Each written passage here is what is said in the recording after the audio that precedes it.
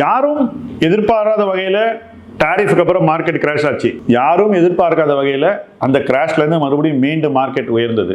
இது மாதிரி ஒரு காலகட்டத்தில் எல்லாருக்குமே வரக்கூடிய ஒரு நியாயமான குழப்பம், புதுசாக பணத்தை எங்கே போடுறது, ஏற்கனவே போட்ட பணத்தை என்ன பண்றது, இப்போ நம்ம கிட்ட இருக்கிற போர்ட்ஃபோலியோ சரியான போர்ட்ஃபோலியோவா, உலகமே தலைகீழா புரட்டி போடக்கூடிய மாற்றங்கள் வரும்போது நாம போன வருஷம் பண்ண இன்வெஸ்ட்மெண்ட்ஸ்லாம் அடுத்த வருஷம் நல்லா பர்ஃபார்ம் பண்ணுமா? நாம தொடர்ந்து நிறைய பணத்தை இன்வெஸ்ட் பண்ணிட்டு வரோமே, கொஞ்சம் காசோட ஆரம்பிச்சு இன்னைக்கு நிறைய காசை போடுறோமே, நம்ம ரைட் டைரக்ஷன்ல தான் போயிட்டு இருக்கோமா? இன்னும் கொஞ்சம் சீரியஸா நம்ம இன்வெஸ்ட்மெண்ட் பண்ணணும்னாக்கா என்ன செய்யலாம்? இப்படி பல கேள்விகள் உங்களுக்கு வரலாம். இந்த கேள்விகளுக்கான விடையை நீங்கள் நேரடியாக எங்க கிட்ட ask milestones to wealth anything என்ற ஹெல்ப்லைன் மூலமாக கேட்டுக்கொள்ளலாம். அதன் மூலமாக உங்களுக்கு உங்க கேள்விக்கான விடையும் கிடைக்கும், உங்களுடைய டவுட்ஸ் கிளியர் ஆகும், உங்க மைண்ட்ல இருக்கக்கூடிய அச்சங்களை நீங்கள் ஸ்லோவா ஓவர் கம் பண்ணலாம். இந்த மார்க்கெட்ல இன்னும் ஒரு கான்ஃபிடென்ட் இன்வெஸ்டராக நீங்க பயணிக்க வேண்டும். கேளுங்க கேள்விகளை.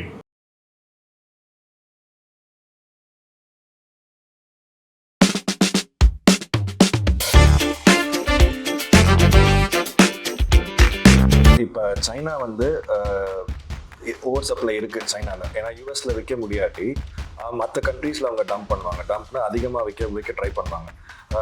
அப்படி பண்ணும்போது மற்ற இந்தியா மாதிரி நாட்களில் டீஃப்ளேஷனரி ப்ரெஷர்ஸ் வருமா? அதாவது பணமோட மதிப்பு அழுத்தத்துக்கு உட்படுமா? இல்லை, அந்த மாதிரி டம்பிங்லாம் பண்ணுறதுக்கான ஒரு சாத்தியக்கூறுகள் குறைவுன்னு தான் நினைக்கிறேன். ஏன்னா இப்போ சைனா மேலே எல்லா கண்ட்ரீஸுமே அழுத்தம் வைக்க போகிறாங்க. ஓகே, சைனா வந்து ஒரு பக்கம் சில மார்க்கெட்ஸில் போய் காஸ்ட்டு கீழே விற்கிறாங்க. வணக்கம். இன்னைக்கு உரையாடல் பை முதலீட்டு களம்ல நான் விக்னேஷ் வந்து லாஸ்ட் மந்த் ஃபாலோ அப்புக்காக இந்த மார்க்கெட் கான்டெக்ட் பற்றி டிஸ்கஸ் பண்ண வந்திருக்கேன்.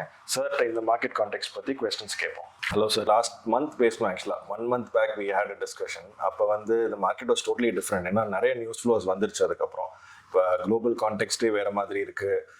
every day we are getting different news from the global market. So நாங்கள் இந்த சீரீஸ் ஆஃப் வீடியோஸ் பார்த்தேன் முதலீட்டு களம்ல. அந்த டாரிஃப் பற்றி நீங்கள் ஒரு 3-4 வீடியோஸ் போட்டிருக்கீங்க. அதாவது இப்போவே நீங்கள் டிசைட் பண்ண take it as it comes, news ஃப்ளோஸை பார்த்து பொறுமையாக don't come to a judgement நவுங்கிற மாதிரி நீங்கள் சொல்லியிருந்தீங்க. ஸோ இந்த கான்டெக்ஸ்டில் how do you position your investing as a portfolio and as a strategy? எப்படி நீங்கள் இன்வெஸ்டிங் பொசிஷன்? ஃபர்ஸ்ட் என்னை பொறுத்த வரைக்கும் இன்னைக்கு இன்வெஸ்ட்மெண்ட் ஓரளவுக்கு சர்டன்டியோட அல்லது ஒரு ப்ரெடிக்டபிலிட்டியோட அல்லது விசிபிலிட்டியோட, இந்த மூணில் ஏதாவது ஒன்றாவது இருக்கணும். சர்டன்டி ரொம்ப கஷ்டம், ப்ரெடிக்டபிலிட்டி கொஞ்சம் கஷ்டம், விசிபிலிட்டி சில இடங்களில் கிடைக்கும். ஸோ எந்தெந்த பிஸ்னஸஸில் விசிபிலிட்டி பெட்டராக இருக்கோ அந்த பிஸ்னஸஸில் நம்ம இன்வெஸ்ட் பண்ணோம்னாக்கா நம்மளால் கொஞ்சம் ஓரளவுக்கு ப்ரெடிக்ட் பண்ண முடியும். ஓகே, எங்கே நமக்கு அந்த ப்ரெடிக்டபிலிட்டி பெட்டராக இருக்கோ அங்கே உங்களுக்கு சர்டன்டி கிடைக்கும். உதாரணத்துக்கு நான் சிம்பிளா ஒரு எக்ஸாம்பிள் சொல்றேன். டெலிகாம் இந்தியாவில் இந்த 3 விஷயத்தையும் டிக் அடிக்கக்கூடிய ஒரு செக்டர். சிம்பிளா சொல்றேன். பேங்கிங் கூட என்னை பொறுத்த வரைக்கும் ஓரளவுக்கு இந்த 3ஐயும் டிக் அடிக்கக்கூடிய செக்டர். இது மாதிரி இன்னும் என்னென்ன ஆப்பர்ச்சுனிட்டிஸ் கிடைக்கும்னு நம்ம பார்க்கணும். ஸோ அந்த பர்டிகுலர் ஏரியா ஆஃப் த மார்க்கெட்டில் மட்டும் இருக்கணும், விசிபிலிட்டி இல்லாத ஏரியாவில் இருக்க வேண்டாங்கிறீங்க. எந்தெந்த ஏரியாஸ்ல இது 3 ஓரளவுக்கு நமக்கு சாட்டிஸ்ஃபேக்டரியா இருக்கும் அந்த இடத்துல இன்வெஸ்ட் பண்ணணும்னு நான் சொல்றேன். ஓகே, ஸோ அதுல வந்து கம்பெனிஸ் இருக்கலாம், செக்டர்ஸ் இருக்கலாம், டீம்ஸ் இருக்கலாம், கேட்டகரிஸ் லார்ஜ், மிட், ஸ்மால் அந்த மாதிரி இருக்கலாம். ஸோ இது எல்லா டைரக்ஷனும் நம்ம பார்க்கும்போது நமக்கு தேவையான சில நேம்ஸ் கிடைக்கும் இந்த வருஷம் இன்வெஸ்ட் பண்றதுக்கு. இந்த குளோபல் கான்டெக்ட்ல இன்னைக்கு உங்க அசெட் அலோகேஷன் எந்த மாதிரி இருக்கு சார்? இன்னைக்கு ஒரு போர்ட்ஃபோலியோ பில்ட் பண்றீங்கன்னா உங்க அசெட் அலோகேஷன் எப்படி இருக்கும்? ஸோ இன்னைக்கு லாஸ்ட் இயரோட என்ன பெரிய டிஃபரன்ஸ் அப்படின்னு பார்த்தீங்கன்னாக்கா, லாஸ்ட் இயர்ல வந்து கோல்டு வந்து நம்ம ஓவர் வெயிட் பண்ணிட்டு இருந்தோம். ஈக்விட்டி, கோல்டு, டெட் அந்த மாதிரி தான் வச்சுட்டு இருந்தோம். இன்னைக்கு அதே பண்ணணும்னா domestic facing equity, debt, maybe little bit of silver, little bit of gold அந்த மாதிரி. ஸோ டொமஸ்டிக் இண்டஸ்ட்ரீஸ், ஓகே, அதில் தான் நான் வந்து அதிக ஃபோக்கஸ் பண்ணுவேன். ஸோ யூ ஆர் சேயிங் டெட்டை விட domestic equity is a better opportunity. Domestic equity நம்ம இன்வெஸ்ட் பண்ணி தான் ஆகணும். இன்னைக்கு வந்து வேற வழி இல்லை. ஓகே, பட் அதை வந்து கரெக்டான இடத்துல இன்வெஸ்ட் பண்ணோம். Okay okay. ஸோ இது ஒரு நெக்ஸ்ட் கொஸ்டின் கரெக்டாக இருக்கும். இப்போ ஈக்விட்டியில் நெக்ஸ்ட் 1 yearல, நெக்ஸ்ட் 3 yearல, நெக்ஸ்ட் 5 yearல என்ன ரிட்டர்ன் எக்ஸ்பெக்டேஷன் நீங்கள் செட் பண்ணியிருக்கீங்க? நெக்ஸ்ட் 1 yearல நான் பெரிய ரிட்டர்ன் எக்ஸ்பெக்டேஷன்லாம் வச்சில்ல. In fact I have no return expectation for next 1 year. Okay, 2 yearக்கும் என்னை பொறுத்த வரைக்கும் ரிட்டர்ன் எக்ஸ்பெக்டேஷனை இப்போ செட் பண்ண வேண்டிய ஒரு சூழல் இல்லை. பட் 3-4-5 இயர் போகும்போது கிராஜுவலாக ரிட்டர்ன்ஸ் வந்து கூடிக்கிட்டே போகும். ஓகே, ஸோ அப்போ இந்த டைம்ல நம்ம இன்வெஸ்ட் பண்ணாலும் 3 இயர் பீரியட் லுக்ஸ் குட். அதாவது நீங்க ஒரு 12, 13, 14 3 to 5 இயர், 3 to 5. அதாவது இந்த 2-3 வருஷம் நம்ம இன்வெஸ்ட் பண்ணாக்கா 4th 5th இயர்ல ரிட்டர்ன் டெஃபினட்டா நல்ல ரிட்டர்ன் கிடைக்கணும்ன்றது என்னோட எதிர்பார்ப்பு. ஸோ அப்படி இப்படி புரிஞ்சுக்கிறேன் நான். ஷார்ட் டேர்முக்கு வந்து விசிபிலிட்டி இல்லை, இன்வெஸ்ட் பண்றதுக்கு கிளாரிட்டி இல்லாட்டி பண்ணாதீங்க. லாங் டேர்முக்கு still there is opportunity right now. கண்டிப்பா இந்த ஷார்ட் டேர்ம் இன்வெஸ்ட் பண்ணாமலும் விடாதீங்கன்றது என்னோட ஒரு வியூ. ஓகே, இப்போ பிளைண்டா போய் ஒரு குளோபலைஸ்ட் கம்பெனி ஓகே அதுல போய் இன்வெஸ்ட் பண்றதுல அர்த்தம் இல்லை. அதான் என் பாயிண்ட். இந்தியாவில் நிறைய கம்பெனிஸ் குளோபலைஸ்டா இருக்காங்க. அந்த கம்பெனிஸை விட்டுட்டு டொமஸ்டிக் எக்கானமிலேயே இருக்கக்கூடிய கம்பெனிஸ் புரியுது நிறைய இருக்கு. நிறைய கம்பெனிஸ் விழுந்திருக்கு. அவுட் ஆஃப் ஃபேவர் கம்பெனிஸ்ல போய் தேடினா மேபி ஒரு 8 அந்த மாதிரி கிடைக்கும். ஸோ உங்க ரெவென்யூஸ் எல்லாமே இந்தியாவிலேருந்து வர ரெவென்யூஸா இருக்கணுங்கிறீங்க. ஆமா, டோட்டலி இந்தியா டிபெண்டா இருக்கக்கூடிய கம்பெனிஸ்ல இப்போதைக்கு இன்வெஸ்ட் பண்ணலாம். ஒருவேளை இந்த குளோபல் பிரச்சனைகள்லாம் தீர்ந்து கிளாரிட்டி வந்து அதுக்கப்புறம் சில எக்ஸ்போர்ட் ஃபேசிங் கம்பெனிஸ் நல்லா பண்ணுவாங்க அல்லது குளோபலைஸ் கம்பெனிஸ் நல்லா பண்ணுவாங்கன்னா அது நெருங்கும் போது உங்களுக்கு விசிபிலிட்டி பெட்டர் ஆகும் போது அதுல போய் இன்வெஸ்ட் பண்ணலாங்கிறது தான் என் point. Okay, so it is not a time to decide on that now. இப்போதைக்கு அது இல்லை. அடுத்து நீங்கள் கோல்டை பற்றி சொன்னீங்க. லாஸ்ட் இயர் ஓவர் வெயிட்டாக இருந்தேன், இந்த வருஷம் அந்த அளவுக்கு வெயிட்டேஜ் கொடுக்க முடியல கோல்டுக்கு அப்படின்னு. So what is your outlook on gold? ஏன்னா இந்த ஒரு அன்சர்டனிட்டி இருக்கும்போது gold will naturally do well இல்லையா ரிலேட்டிவா? Gold will do well. ஆனா இந்த காலகட்டத்தில் வந்த ரிட்டர்ன்ஸ் சஸ்டெயின் ஆகாது. Maybe will make the long term returns. ரெண்டாவது இந்த மாதிரி ஒரு ஸ்பைக் வரும்போது ஏதோ ஒரு பாயிண்ட்ல வந்து நெகட்டிவ் ரிட்டர்னுக்கு போயிடும் கோல்டு. அது இந்த வருஷமா அடுத்த வருஷமான்றது நமக்கு சொல்ல தெரியல. 2500லயே நெகட்டிவ் வரும்னு சொன்னிருந்தாங்க நிறைய பேர். $3200 per ounce வந்திருக்கு. கரெக்ட். இப்போ இந்த 4000 போகும் 5000 போகும்லாம் சொல்றாங்க. இது எப்படின்னா ஆயில்ல வந்து திடீர்னு கோல்ட்மேன் சாக்ஸ் வந்து 150 போயிடும் அப்படின்னு எழுதுவாங்க. அதுக்கப்புறம் அது இறங்கிடும். ஒரு ரீசன்சி பயஸோட இருக்கும். ஸோ அந்த மாதிரி ஒரு சுச்சுவேஷன் நம்ம இருக்கோமோன்ற ஒரு பயம் இருக்கு டெஃபினட்டா. ஸோ மேபி 3-2லேருந்து கொஞ்சம் மேலே போலாமா இருக்கலாம். பட் என்னை பொறுத்த வரைக்கும் இந்த மாதிரி ஒரு சுச்சுவேஷன்ல போய் அக்ரெசிவா இன்வெஸ்ட் பண்றதை நான் விரும்பல. பட் ஆனால் சில்வர் அந்த அளவுக்கு பெர்ஃபார்ம் பண்ணல. So you still optimistic on silver. இப்போ ஈக்விட்டிக்கு வரும் சார். ஈக்விட்டியில் வந்து இப்போ குவார்டர்லி ரிசல்ட்ஸ் வரப்போகுது. ஸோ இந்த ரிசல்ட் எக்ஸ்பெக்டேஷன் உங்களுக்கு எப்படி இருக்கு? இப்போ you think market discounted the return the quarterly results coming up? என்னை பொறுத்த வரைக்கும் மார்க்கெட் இன்னும் குவார்டர்லி ரிசல்ட்ஸை டிஸ்கவுண்ட் பண்ணலன்னு தான் நான் ஃபீல் பண்றேன். என்ன ரீசன்னாக்கா மார்க்கெட் டெய்லி குளோபல் ஈவெண்ட்டுக்கு தான் ரியாக்ட் ஆகிட்டு இருக்கு. ஒண்ணுமே இல்லை. இப்போ நம்ம இந்த உட்காரத்துக்கு முன்னாடி ஒரு 1 hour பேக் யூஎஸ் ஃபியூச்சர்ஸ் நெகட்டிவ்ல இருந்து அங்கேருந்து நியூட்ரல் வந்தோடனே மார்க்கெட் வந்து ஒரு 100 பாயிண்ட் ஏறிடுச்சு. ஓகே, ஸோ இப்படி தான் மார்க்கெட் ரியாக்ட் ஆகிட்டு இருக்கு. ஸோ ரிசல்ட் பத்தி யாரும் யோசிக்கல. இப்போ பேசிக்கா ரிசல்ட்டை பத்தி இன்னும் அவங்க வரல. ஓகே, ரிசல்ட்டை பார்த்துட்டு அதுக்கப்புறம் நல்லா இல்லை நல்லா இருக்கு அப்படின்ற ஒரு கன்க்ளூஷனுக்கு மார்க்கெட் வரணும். என்ன பொறுத்த வரைக்கும் இன்னைக்கு இருக்கிற சுச்சுவேஷன்ல மார்க்கெட்டுக்கு ரொம்ப லோ எக்ஸ்பெக்டேஷன் இருக்கு ரிசல்ட்ஸ் மேல. ஆனா ரிசல்ட் வந்து அந்த லோவுக்கு கீழே இருக்க வாய்ப்பு இருக்கு. Okay okay. ஸோ அதனால இன்னும் the market should get that into context. இப்போ அது இன்னும் வந்து குறைய வாய்ப்பு இருக்கு, மார்க்கெட் குறைய வாய்ப்பு இருக்கு. 2 விஷயம் நடக்கலாம். ஒன்று வந்து லோ எக்ஸ்பெக்டேஷன் வச்சிருக்கிற மார்க்கெட்டு அதை விட சுமாராகவோ குறைவாகவோ அல்லது அதே லெவலில் ரிசல்ட் வந்ததுனாக்கா ரிசல்ட்டை பார்த்துட்டு சரி இதான் முடிஞ்சு போச்சே ஒஸ்ட் இஸ் பிஹைண்ட்னு ஒரு வியூ எடுத்துட்டு எல்லாரும் பணத்தை டிப்ளாய் பண்ண வரலாம். கரெக்ட். அல்லது எனக்கு இப்போ கூட பெட்டர் டைம் எப்போ வரும்னு சொல்ல தெரியல, அப்படி ஒன்றும் இந்த மார்க்கெட் வந்து அவ்வளோ அக்ரெசிவாக பண்ணக்கூடிய மார்க்கெட் எனக்கு தோணலை அப்படின்னு மார்க்கெட்லேயும் தள்ளியும் இருக்கலாம்.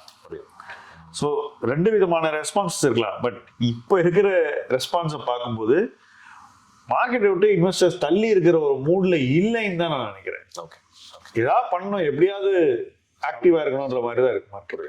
ரிசல்ட்ல நீங்க செக்டோரலா வந்து எந்த செக்டர் வந்து ஓரளவுக்கு நல்ல ரிசல்ட் விசிபிலிட்டி உங்களுக்கு எந்த செக்டர்ஸ்ல இருக்கு? ஸோ என்னை பொறுத்தவரை இந்தியாவில் வந்து 2-3 செக்டர்ஸ் வந்து ரொம்ப நல்லா பண்ணுவாங்க. ஃபர்ஸ்ட் வந்து டெலிகாம், ரெண்டாவது வந்து பவர்.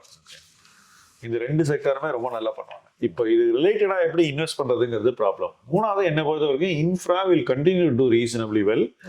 மார்க்கெட் என்ன எக்ஸ்பெக்ட் பண்ணாங்கன்னா அப்படியே கவர்மெண்ட் வருஷம் 10% ஏற்றிக்கிட்டே போவாங்கன்னு. நீங்க வந்து 2 லட்சம் கோடி ஒரு வருஷத்துக்கு இன்ஃப்ரா இன்வெஸ்ட் பண்ணிட்டு இருந்தீங்க. அங்கேருந்து 8-9 வந்தோடனே 9லேருந்து அப்படியே அடுத்த வருஷம் 10, 11, 12, 13 போகும்னு நினைக்கிறாங்க. வேறஸ் கவர்மெண்ட்டுக்கு வந்து வேற ஒரு ப்ரையாரிட்டி இருக்காது. என்னன்னாக்கா ஃபிஸ்கல் டெபிசிட்டை கீழே கொண்டு வரணும். ஸோ ரெவென்யூ கொஞ்சம் ஏற்றணும், செலவை கட்டுப்படுத்தணும், முதலீடுகளை வந்து அளவாக வச்சுக்கணும். இப்படி சில ப்ரையாரிட்டிஸ் இருக்கு. அப்படி பண்ணும்போது அவங்களால அதிக கடன் வாங்க முடியாது. கவர்மெண்ட் வந்து என்ன நினைக்கிறாங்கன்னா டெட் டு ஜிடிபின்னு ஒரு ரேஷியோ இருக்கு. அந்த ரேஷியோவை ப்ரீ கோவிட் இருந்ததை விட குறைவா வைக்கணும்ன்றது தான் கவர்மெண்டோட இன்டென்ஷனா இருக்கு. ஓகே, இப்போ எக்கனாமிக்கலா நாட்டுக்கு அது நல்லதானா? நிச்சயமா it is a reasonable thing. It's not a bad thing. ஆனாலும் அப்படி வச்சுட்டும் எங்களால ஒரு 9-10 lakhs இன்வெஸ்ட் பண்ண முடியும்னு கவர்மெண்ட் சிக்னல் பண்றாங்க. மார்க்கெட்டுக்கு இது பிடிக்கல.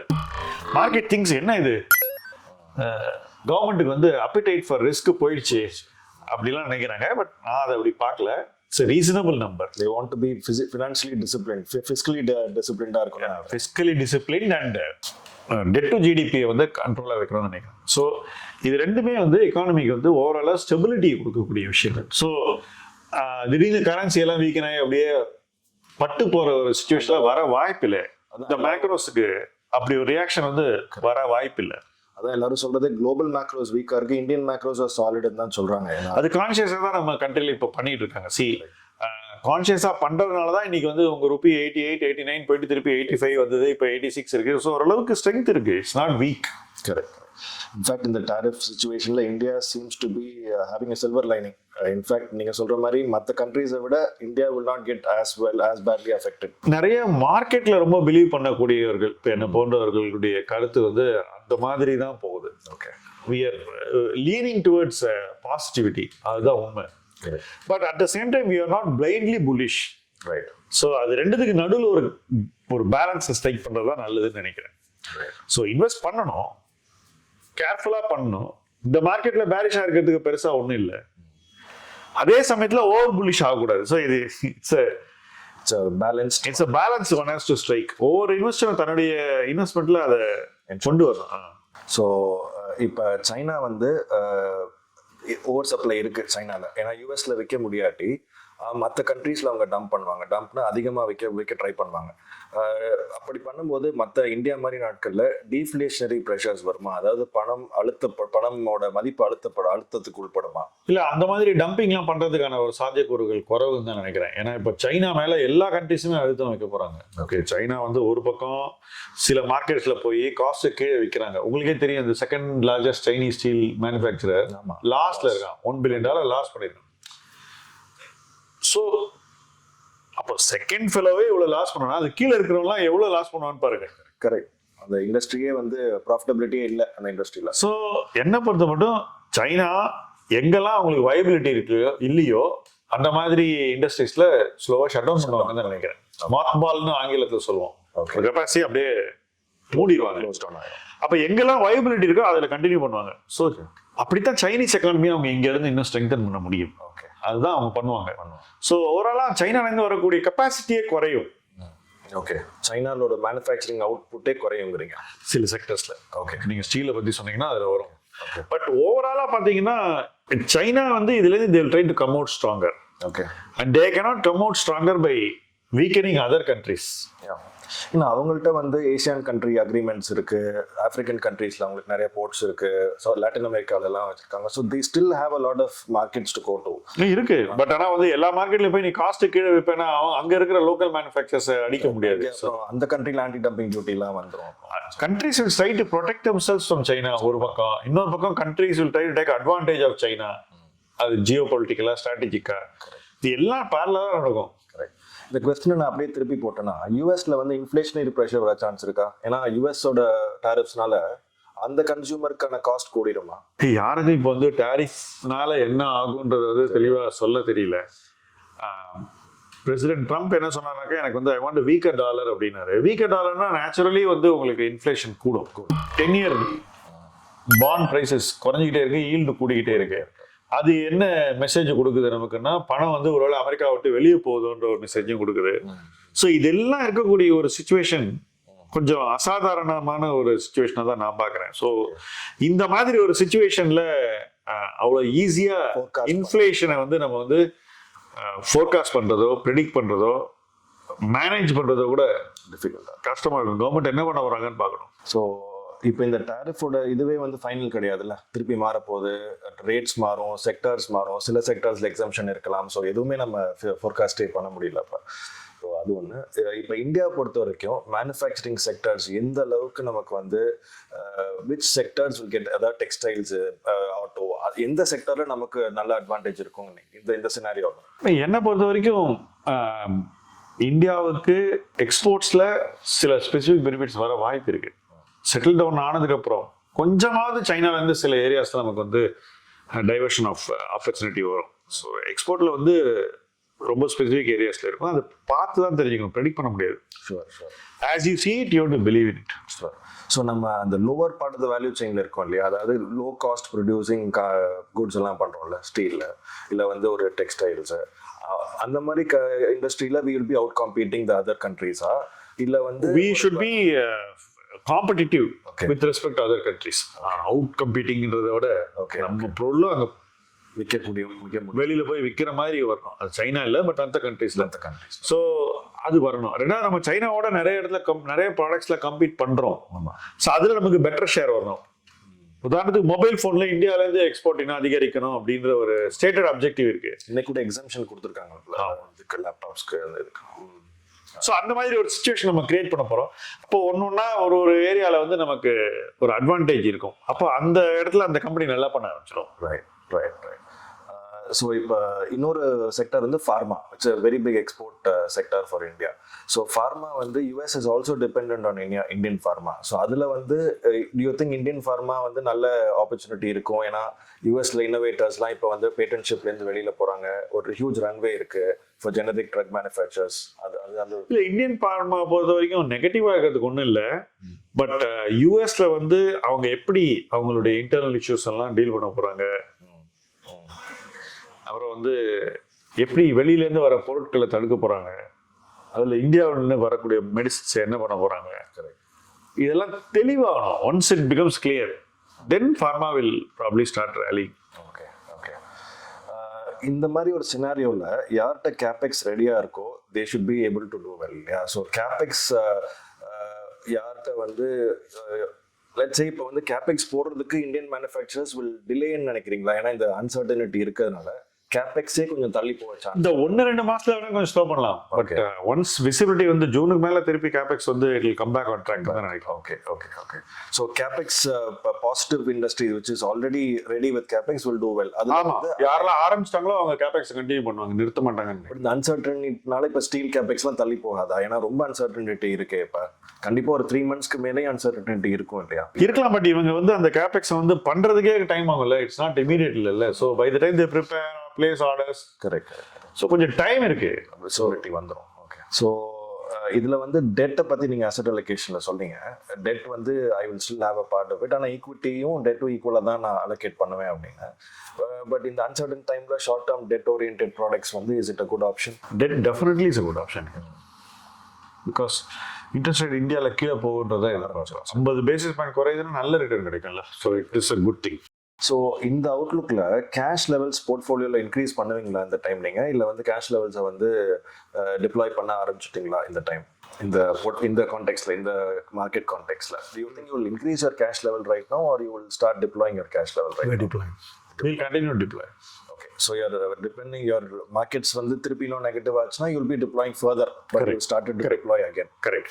Broader industries பார்த்தோம்னா நம்ம வந்து ஓரளவுக்கு பேசிட்டோம். நீங்க வேற ஏதாவது இண்டஸ்ட்ரி பத்தி இந்த பொசிஷனிங் ஏதாவது நீங்க சொல்லணும்னு நினைக்கிறீங்களா? ஏதாவது இல்லை, அதாவது நிறைய இண்டஸ்ட்ரீஸில் வந்து டிசப்ஷன் இருக்குது. ஆட்டோ காம்பனண்ட்டில் டிசப்ஷன் இருக்குது, கெமிக்கல்ஸில் டிசப்ஷன் இருக்குது. கெமிக்கல்ஸ் சில பேர் ரொம்ப நல்லா பண்ணுறாங்க, நிறைய பேர் சுமாராக பண்ணுறாங்க. ஃபுட்வேரில் டிசப்ஷன் இனிமேல் தான் ஆரம்பிக்க போகுது, டாய்ஸில் ஆரம்பிக்க போகுது. ஸோ சைனாவோட நம்ம எங்கெல்லாம் ஹெட் டு ஹெட் இருக்கோமோ நிறைய இடங்களில் நமக்கு வந்து ஸ்லோவாக எக்கனாமிக் ஆப்பர்ச்சுனிட்டிஸ் வர ஆரம்பிக்க போகுது. ஸோ அந்த ஆப்பர்ச்சுனிட்டிஸினுடைய ஒரு பெரிய ஒரு விஸ்வரூபம் எடுக்கிறதுக்குலாம் 5-10 வருஷம் ஆகலாம். கரெக்ட். பட் இந்த ஆப்பர்ச்சுனிட்டிஸை கம்பெனிஸ் யூஸ் பண்ண போறாங்க. அது எப்படி அவங்களுக்கு வந்து P&L எப்படி ஹெல்ப் பண்ண போகுதுங்கிறத பொறுத்து பார்க்கலாம். பிகாஸ் ஒரு பக்கம் இங்கே வந்து கன்செஷன் வந்துட்டு, இன்னொரு பக்கம் வெஸ்டர்ன் மார்க்கெட்ஸில் அவங்களுக்கு வந்து ஷேர் ஆஃப் பிஸ்னஸ் குறைஞ்சி போச்சு, அப்போ நியூட்ரலைஸ் ஆகிடும். இந்த எபிசோடுக்கு அப்புறம் தொடர்ந்து நம்ம போர்ட்ஃபோலியோ சைடில் வந்து எப்படி நம்ம வந்து இந்த மார்க்கெட் அப்ரோச் பண்ணணும், எந்த மாதிரி சேஞ்சஸ் கொண்டு வரணுங்கிறத பற்றி நம்ம அடுத்த எபிசோடில் பேசுவோம். ஸோ ஆக்டிவ் இன்வெஸ்டிங்கோட அட்வான்டேஜ் வந்து கரெக்டான நேரத்தில் விற்கிறது, கரெக்டான டயத்தில் வாங்குறது. அதுதான் அந்த ஆல்ஃபாவே கிரியேட் பண்ணுது. ஓகே, தப்பான நேரத்தில் விற்கக்கூடாது ஃபர்ஸ்ட். ரெண்டாவது கரெக்டான நேரம் இருக்கும்போது வாங்காம விடக்கூடாது. இப்போ இந்த டாரிஃப் வரும்போதெல்லாம் நல்லாவே வாங்கினோம்.